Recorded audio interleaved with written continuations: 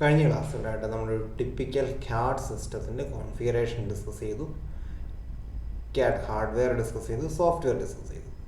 ഇനി CAD സിസ്റ്റത്തിൻ്റെ configuration, types of CAD system configurations ആണ് നമ്മളിവിടെ ഡിസ്കസ് ചെയ്യാൻ പോകുന്നത്. നോക്കാം.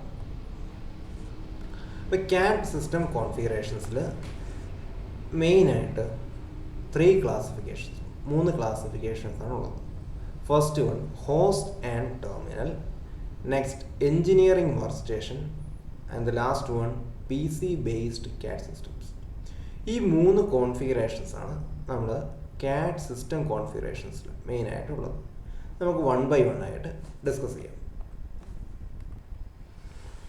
First one host and terminal.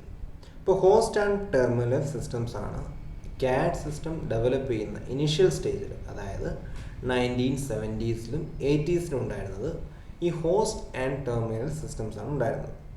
അപ്പോൾ ഇതാണ് ഫസ്റ്റ് ഡെവലപ്പ് ചെയ്ത ടെക്നോളജി.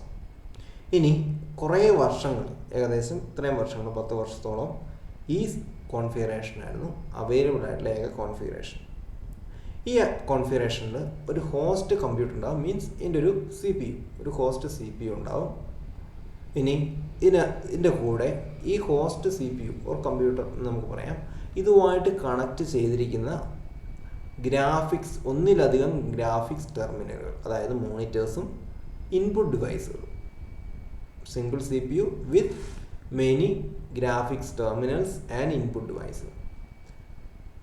ഇനി ഇതിൻ്റെ കൂടെ കണക്ട് ചെയ്തിരിക്കുന്ന, ലാസ്റ്റ് ഇതിൻ്റെ കോമൺ ആയിട്ട് കണക്ട് ചെയ്തിരിക്കുന്ന ഒരു പ്ലോട്ടർ ഓർ പ്രിൻ്റർ. അപ്പോൾ പ്ലോട്ടർ ആയിരുന്നു ആദ്യ കാലഘട്ടങ്ങളിൽ, പ്ലോട്ടർ ആയിരുന്നു ഉണ്ടായിരുന്നത്. പിന്നെയാണ് ബ്ലാക്ക് ആൻഡ് വൈറ്റ് പ്രിൻറ്റേഴ്സ് വന്നു, കളർ പ്രിൻറ്റേഴ്സ് വന്നു, ഇപ്പോൾ 3D പ്രിൻറ്റിങ് വരെയൊക്കെ എത്തി നിൽക്കുന്നു ടെക്നോളജി.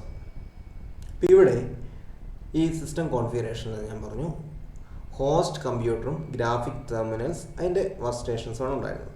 അപ്പോൾ ഈ അറേഞ്ച്മെൻറ്റിൽ ഒരു ലാർജ് മെയിൻ ഫ്രെയിം കമ്പ്യൂട്ടർ, അതായത് ഈ ഹൈ പ്രോസസ്സിംഗ് പവർ, അന്നത്തെ കാലത്തെ ഹൈ പ്രോസസ്സിംഗ് പവറുള്ള കമ്പ്യൂട്ടർ. അന്നത്തെ കാലത്തെ ഹൈ പ്രോസസ്സിംഗ് പവർ എന്ന് പറയുമ്പോൾ ഇന്നത്തെ ലാപ്ടോപ്പിൻ്റെ അത്രയും പോലും വരില്ല. അപ്പോൾ അന്നത്തെ ടെക്നോളജി അതാണ്. ഓക്കെ, ഇന്ന് നമുക്ക് അന്നത്തെ ഹോസ്റ്റ് കമ്പ്യൂട്ടർ, അന്ന് ഇവിടെ കാണിച്ചിരിക്കുന്ന മെയിൻ ഫ്രെയിം കമ്പ്യൂട്ടറിനെ കഴിഞ്ഞും പ്രോസസ്സിംഗ് ക്യാപ്പബിലിറ്റി ഉള്ള സിസ്റ്റംസ് ആണ് ഇപ്പോൾ നമ്മൾ ഉപയോഗിക്കുന്ന ലാപ്ടോപ്സ് വരെ. അപ്പോൾ അന്ന് ഈ സിസ്റ്റത്തിൽ, അതായത് ഹോസ്റ്റ് ആൻഡ് ടെർമിനൽ സിസ്റ്റത്തിൽ ഒരു ഹോസ്റ്റ് കമ്പ്യൂട്ടർ, അതായത് അന്നത്തെ കാലത്തെ ഏറ്റവും മെച്ചപ്പെട്ട ഒരു മെയിൻ ഫ്രെയിം കമ്പ്യൂട്ടർ. അപ്പോൾ ഈ കമ്പ്യൂട്ടേഴ്സ്, മെയിൻ ഫ്രെയിം കമ്പ്യൂട്ടേഴ്സ് അന്നത്തെ കാലത്ത് വളരെ എക്സ്പെൻസീവ് ആയിരുന്നു. അന്നത്തെ കാലത്തെ ഏകദേശം $1 million വരെ ഒരു സിസ്റ്റത്തിന് വരികയായിരുന്നു. അപ്പം എല്ലാ ഗ്രാഫിക്സ് ടെർമിനലിലും ഓരോ CPU കൊടുക്കുക എന്നുള്ളത് പ്രാക്ടിക്കലി പോസിബിൾ അല്ല. കാരണം എന്താണ്? എക്സ്പെൻസ് ആണ്. കാരണം $1 million അന്ന് തന്നെ എക്സ്പെൻസ് വരും എന്ന് പറയുമ്പോൾ, ഇപ്പോൾ 3, 4, 5 ഗ്രാഫിക്സ് ടെർമിനൽസ് ഉണ്ട്, അതിന് ഓരോന്നിനും ഓരോ CPU കൊടുക്കണമെന്ന് വെച്ചാൽ എക്സ്പെൻസീവ് ആണ്.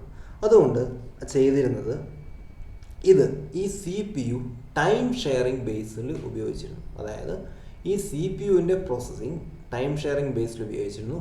ഓരോ ഗ്രാഫിക്സ് ടെർമിനലിലും വർക്ക് ചെയ്യുന്ന ഡിസൈൻ എഞ്ചിനീയേഴ്സ് ഈ കോമൺ CPU ഷെയർ ചെയ്തിരുന്നു, ടൈം ഷെയറിംഗ് ബേസിസിൽ ഷെയർ ചെയ്തിരുന്നു. ഓക്കെ, ഇനി ഇതുപോലെ ഹൈ എൻഡ് സിസ്റ്റംസ് ഇപ്പോഴുണ്ട്. ഇതുപോലെ നമ്മുടെ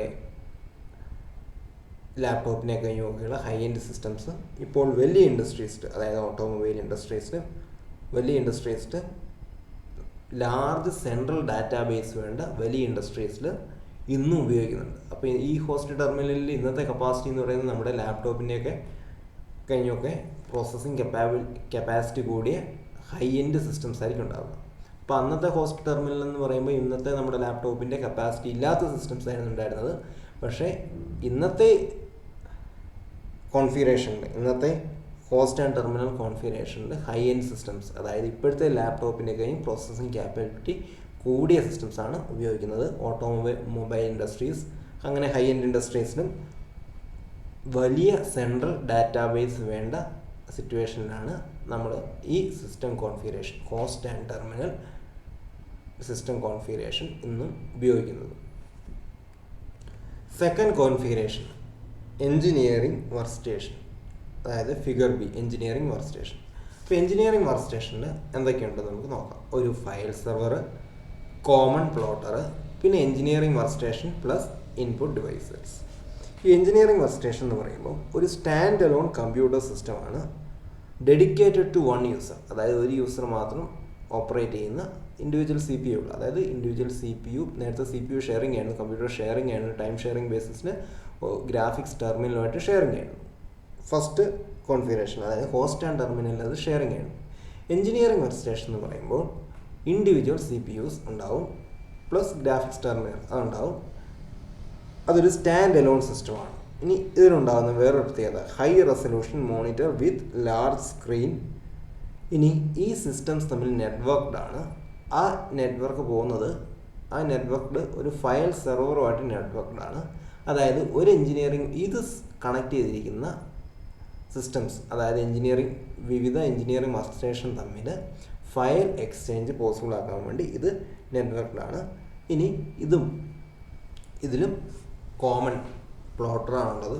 അപ്പോൾ ആദ്യത്തെ കാലത്ത് പ്ലോട്ടർ പ്രിൻ്റർ എന്നൊക്കെ പറയുന്നത് വളരെ എക്സ്പെൻസീവ് ആയിരുന്നു. ആദ്യത്തെ കാലത്ത് പ്ലോട്ടറായിരുന്നു ഫസ്റ്റ് പ്രിൻ്റർ വരുന്നതിന് മുമ്പ് പ്ലോട്ടറായിരുന്നു ഉണ്ടായിരുന്നത്. അത് എക്സ്പെൻസീവ് ആയതുകൊണ്ട് തന്നെ കോമൺ ആയിട്ട് ഒരു പ്ലോട്ടറാണ് ഇവിടെ ഉപയോഗിച്ചിരിക്കുന്നത്. അപ്പോൾ ഇതാണ് CAD system configuration. Second one engineering work station. നമ്മുടെ third configuration CAD system based on a PC, അതായത് പേഴ്സണൽ കമ്പ്യൂട്ടറിൻ്റെ ബേസ് ചെയ്തുകൊണ്ട് CAD സിസ്റ്റം നമ്മൾ സാധാരണ ഇന്ന് ഉപയോഗിക്കുന്നത്. അതാണ് ഇവിടെ കാണിച്ചിരിക്കുന്നത്, ഫിഗർ സിയിൽ കാണിച്ചിരിക്കുന്നത്. അപ്പോൾ ആദ്യത്തെ കേസിൽ ഫസ്റ്റ് കോൺഫിഗറേഷൻ്റെ കേസിൽ ആദ്യം 1970s 80s ഇതുപോലെ ഒരു ഫയൽ സെർവർ പ്ലോട്ടർ ഷെയറിംഗ് ആണ്. ഇപ്പോഴത്തെ നമ്മുടെ കേസിൽ പ്രിൻറ്റേഴ്സൊക്കെ അവൈലബിൾ ആയതുകൊണ്ട് ഇൻഡിവിജ്വൽ പ്രിൻറ്റേഴ്സൊക്കെ നമുക്കുണ്ടാവും. ഇനി ഇതുപോലെ ഷെയറിങ് ചെയ്യാം. ഇനി ഇതിനകത്ത് ഉണ്ടാവുക ഫയൽ സെർവറുമായിട്ട് കണക്ട് ചെയ്തിരിക്കുന്ന പേഴ്സണൽ കമ്പ്യൂട്ടേഴ്സ്. ഇപ്പോൾ പേഴ്സണൽ കമ്പ്യൂട്ടേഴ്സ് എന്ന് പറയുമ്പോൾ high performance C P U, high resolution monitor ഉള്ള ഒരു സിസ്റ്റം. ഇനി ഇതിന് ലാർജ് റാം ഉണ്ടാവും. ഇപ്പോഴത്തെ നമ്മുടെ സിസ്റ്റംസ് പറയുന്നത് പോലെ തന്നെ ഏകദേശം 8 GB അല്ലെങ്കിൽ 16 GB or more than that Ram ഉള്ളത്.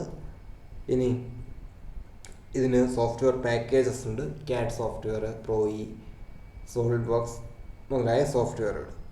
അപ്പോൾ ഇത് ഏകദേശം സ്റ്റാർട്ട് ചെയ്യുന്നത് PC based CAD systems start ചെയ്യുന്നത് അതിൻ്റെ ഫസ്റ്റ് ടൈം ഇത് വരുന്നത് 1996-ലാണ്. അപ്പോൾ അതിന് ശേഷം ധാരാളം ഡെവലപ്മെൻറ്റ്സ് വന്നു. ഓരോ അപ്ഡേറ്റുകൾ നമുക്ക് കിട്ടിക്കൊണ്ടിരിക്കുന്നു, ഓരോ വർഷം അപ്ഡേറ്റുകൾ കിട്ടിക്കൊണ്ടിരിക്കുന്നു, കൂടുതൽ യൂസർ ഫ്രണ്ട്ലി ആയിക്കൊണ്ടിരിക്കുന്നു. അപ്പോൾ ഇവിടെ മൈക്രോസോഫ്റ്റ് വിൻഡോസിനാണ് ഇതിൻ്റെ നമ്മൾ സോഫ്റ്റ്വെയറിനെ കുറിച്ച് കഴിഞ്ഞ ക്ലാസ്സുകളിൽ പറഞ്ഞിരുന്നു. അപ്പോൾ മൈക്രോസോഫ്റ്റ് വിൻഡോസ് എന്ന പ്ലാറ്റ്ഫോമിലാണ് ഇപ്പോൾ CAD സിസ്റ്റം സാധാരണ നമ്മൾ ചെയ്യുന്നത്. ഓക്കെ, അപ്പോൾ വിൻഡോസിൽ വന്നതോടുകൂടെ അതൊന്നുകൂടെ CAD സിസ്റ്റംസ് വന്നതോടുകൂടെ ഒന്നുകൂടെ ഫെമിലിയറായി. ഇനി ഡെസ്ക്ടോപ്പ് കമ്പ്യൂട്ടേഴ്സാണ് സാധാരണ നമ്മൾ ഡിസൈൻ പർപ്പസിന് ഉപയോഗിക്കുന്നതെങ്കിലും ഇപ്പോൾ ലാപ്ടോപ്സ് വ്യാപകമായിട്ട്, അതായത് ഇത്രയും കപ്പാസിറ്റിയുള്ള ഹൈ പ്രോസസ്സിംഗ് പവറുള്ള ഹൈ ഡിസ്പ്ലേ ഉള്ള ലാപ്ടോപ്സ് ഇന്ന് അവൈലബിൾ ആയതുകൊണ്ട് തന്നെ PC ബേസ്ഡ് CAD സിസ്റ്റം എന്നുള്ള കൺസെപ്റ്റിൽ ലാപ്ടോപ്സ് ഉപയോഗിക്കാൻ തുടങ്ങി. അപ്പോൾ ആദ്യം ഇത് വരുന്ന സമയത്ത് 1996 ആ സമയത്തൊക്കെ CRT മോണിറ്റേഴ്സ് ഡെസ്ക്ടോപ്സ് ഇവയൊക്കെയാണ് ഉപയോഗിച്ചിരുന്നത്. അത് കഴിഞ്ഞ് നമ്മുടെ LCD ഡിസ്പ്ലേ വന്നു, പിന്നെ LED ഡിസ്പ്ലേ വന്നു. ഓക്കെ, ഇപ്പോൾ ടച്ച് സ്ക്രീൻ വരെ വന്നു. അപ്പോൾ അത്രയാണ് PC ബേസ്ഡ് CAD സിസ്റ്റത്തെ കുറിച്ച് പറയാനുള്ളത്. അപ്പോൾ ഇതാണ് 3 configuration: host and terminal, engineering work station, CAD system based on PC or PC based CAD system. അടുത്തതായിട്ട് CAD ഇത്രയും ഹാർഡ്വെയർസിൻ്റെ കൂടെ നമ്മൾ കോൺഫിഗറേഷൻ ഉണ്ട്, ഇതിൻ്റെ കൂടെയുള്ളത് പ്ലോട്ടേഴ്സ് ആൻഡ് പ്രിൻറ്റേഴ്സ്. അപ്പോൾ ആദ്യ കാലഘട്ടങ്ങളിൽ പ്ലോട്ടേഴ്സാണ് ഉപയോഗിച്ചിരുന്നത്. പ്രിൻ്റർ വരുന്നതിന് മുമ്പ് പ്ലോട്ടേഴ്സാണ് ഉപയോഗിച്ചിരുന്നത്. അപ്പം പ്ലോട്ടേഴ്സിൻ്റെ ക്ലാസിഫിക്കേഷൻസ് നോക്കാം. പെൻ പ്ലോട്ടേഴ്സ്, അതായത് പെൻ പ്ലോട്ടേഴ്സ് എന്ന് പറയുമ്പോൾ XY പ്ലോട്ടർ, അതായത് ഓരോ പോയിൻറ്റിൻ്റെ അഡ്രസ്സും നമ്മൾ ഡിനോട്ട് ചെയ്യും, X and Y കോർഡിനേറ്റ്സ് വെച്ച് ഡിനോട്ട് ചെയ്യും. ആ ഒരു പ്ലോട്ട് XY കോർഡിനേറ്റ്സ് വെച്ച് നമുക്ക് പ്ലോട്ടർ ഔട്ട്പുട്ട് ലഭിക്കും. ആ ഒരു ടൈപ്പ് പ്ലോട്ടറിനാണ് XY പ്ലോട്ടേഴ്സ് എന്ന് പറയുന്നത്. ഇന്ന് നമ്മൾ കാര്യമായിട്ട് ഉപയോഗിക്കുന്നില്ല, ഇന്ന് നമ്മൾ പ്രിൻറ്റേഴ്സ് തന്നെയാണ് ഉപയോഗിക്കുന്നത്. ഇപ്പോൾ പ്ലോട്ടർ സാധാരണ ഇപ്പോൾ കിട്ടുന്നത് നമ്മുടെ യൂണിവേഴ്സൽ ടെസ്റ്റിംഗ് മെഷീനിലൂടെ കിട്ടാറുണ്ട്. ഇനി ഇലക്ട്രോസ്റ്റാറ്റിക് പ്ലോട്ടേഴ്സ് ഉണ്ട്, അതും പ്ലോട്ടറിൻ്റെ വേറൊരു വെറൈറ്റിയാണ്, ഒരു അഡ്വാൻസ് ലെവൽ. പെൻ പ്ലോട്ടറിനെ കഴിഞ്ഞ് ഒരു അഡ്വാൻസ് ലെവലാണ് ഇലക്ട്രോസ്റ്റാറ്റിക് പ്ലോട്ടേഴ്സ്. അത് കഴിഞ്ഞ് ലാസ്റ്റ് ഇങ്ക് ജെറ്റ് പ്രിൻ്റർ, ഇപ്പോൾ ലേസർ പ്രിൻ്റർ മുതലായ ടെക്നോളജീസ് വന്നു. ഇനി അടുത്തത് സ്റ്റോറേജ് ഡിവൈസസ്. സ്റ്റോറേജ് ഡിവൈസ് എന്ന് പറയുമ്പോൾ സാധാരണ ഫ്ലോപ്പി ഡിസ്ക്, ഹാർഡ് ഡിസ്കുകൾ, എക്സ്റ്റേണൽ ഹാർഡ് ഡിസ്ക് ഉദ്ദേശിക്കുക, CD-ROMs and removable storage like pen drive, memory card മുതലായവ. അപ്പോൾ ആദ്യം കാലഘട്ടങ്ങളിൽ മാഗ്നറ്റിക് ടൈപ്സ് ഒക്കെയാണ് ഉപയോഗിച്ചിരുന്നത്, മാഗ്നറ്റിക് ഡിസ്ക്കാണ് ഉപയോഗിച്ചിരുന്നത്. ഇപ്പോൾ മാഗ്നറ്റിക് ടൈപ്പ് എന്ന് പറയുമ്പം മാഗ്നറ്റിക് ഡിസ്ക്, മാഗ്നറ്റിക് ടൈപ്പ് എന്ന് പറയുമ്പോൾ എക്സ്പെൻസീവ്, വളരെ ലെസ് എക്സ്പെൻസീവ് ആണ്. അപ്പോൾ ഇതിൻ്റെ ഒരു ഡിസഡ്വാൻറ്റേജ് എന്ന് വെച്ചാൽ സീക്വൻഷ്യൽ ആക്സസ് ആണ്. അതായത് നമുക്കൊരു ഡാറ്റ, ഇപ്പം ഒരു file, suppose you are watching A video, ഇപ്പോഴത്തെ കേസ് നമുക്കൊരു 10 മിനിറ്റുള്ള ഒരു വീഡിയോ ആണെങ്കിൽ അതിൻ്റെ 5th മിനിറ്റിലോട്ട് നമുക്ക് ഡയറക്റ്റ് പോകാൻ പറ്റും. പക്ഷേ സീക്വൻഷ്യൽ ആക്സസിൻ്റെ കേസിൽ അത്രയും 5 മിനിറ്റ്സ് പ്ലേ ആയിട്ട് മാത്രമേ പോകാൻ പറ്റുള്ളൂ. ഡയറക്റ്റ് ആക്സസ് ആകുമ്പോൾ നമുക്ക് ഡയറക്റ്റ്ലി എവിടെയാണോ പോയി ആക്സസ് ചെയ്യേണ്ടത് അവിടെ ആക്സസ് ചെയ്യാം. അപ്പോൾ സീക്വൻഷ്യൽ ആക്സസിൻ്റെ കേസിൽ, മെമ്മറി മാഗ്നറ്റിക് ടൈപ്സിൻ്റെയൊക്കെ കേസിൽ സീക്വൻഷ്യൽ ആക്സസ് ആണ് എന്നതാണ് അതിൻ്റെ ഒരു അഡ്വാൻറ്റേജ്. ഇനി ഇപ്പോൾ നമുക്ക് CD ഡ്രൈവൊക്കെ മാറി, CD ഡ്രൈവും ഇല്ല, ഇപ്പം DVD ഡ്രൈവായി. ഇപ്പം പുതിയതായിട്ട് ഇറങ്ങുന്ന സിസ്റ്റംസിൽ ഈ DVD ഡ്രൈവ് പോലും ഇല്ലാത്ത സിസ്റ്റംസ് ഇറങ്ങി തുടങ്ങി ഇപ്പോൾ. കാരണം മെമ്മറി കാർഡ്, പെൻ ഡ്രൈവ് ഒക്കെ ഏകദേശം 1 GB അടുത്തൊക്കെ നമുക്ക് 1 GB അല്ലെങ്കിൽ അതിന് മേലെ ഉള്ള സൈസുകൾ, സ്റ്റോറേജ് സൈസ് അവൈലബിൾ ആണ്. അപ്പോൾ എത്രയാണ് നമ്മുടെ CAD സിസ്റ്റം കോൺഫിഗറേഷൻസ്, അതിൻ്റെ പാർട്സായ സിസ്റ്റം കോൺഫിഗറേഷനിൽ വരുന്ന printers and plotters, storage devices.